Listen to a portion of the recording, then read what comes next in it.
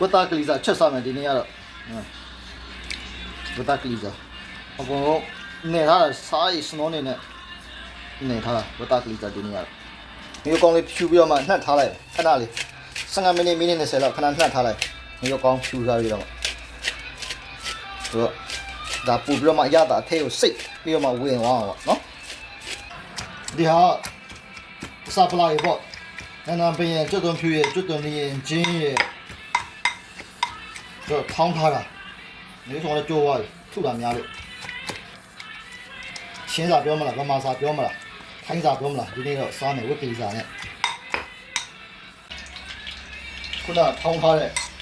ဥစ္စာပေါ့ကျွတ်သွန်ဖြူတို့ဂျင်းတို့ကျွတ်သွန်နီတို့နာပင်တော့ပါနော်ဒီလိုဒီဇိုင်းတော့ပါ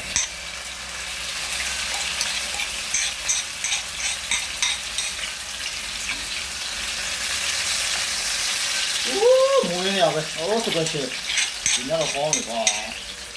ဒီနေ့ကတော့ရ။ပြန်တင်ဒီ။နော်စေးနာတဲ့။โอ้ဒီနေ့ကတော့ကောင်းတယ်ကွာ။ကဲမွေးပါလေခင်ဗျာ။ဒါတော့မွေးရ။ဒါလည်းအုပ်ထားလိုက်မယ်။ခင်ဗျာဒီနေ့ပြော့သွား။ဖုံးလေးဖုံးပြရမှာ။နော်ခဏလေးငွေပြီးတော့မအုပ်ထားလိုက်မယ်ပြီးရင်ပြန်ဆောင်ကြမယ်โอเคမွေးရပဲဆောက်ကြည့်ပြေပါလေဝတ်တာ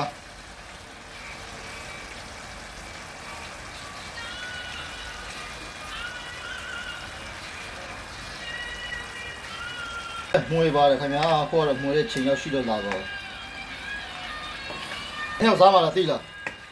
ကြောက်ခဲစားပါကြောက်ခဲလာစားလာပါတငယ်ချင်းနဲ့လာစားမှာတငယ်ချင်းတွေဘယ်နှစ်ယောက်လဲဆိုတော့အများကြီးပဲတယောက်ဟိုးမိုင်းပြီးတော့ဝတ်သားတော့နည်းနည်းတော့စီပြန်လာနည်းနည်းတော့စီပြန်ပြီနည်းနည်းနှက်ထားလောက်ငန်းပြာကြီးလည်းထည့်ပြီးတော့မှ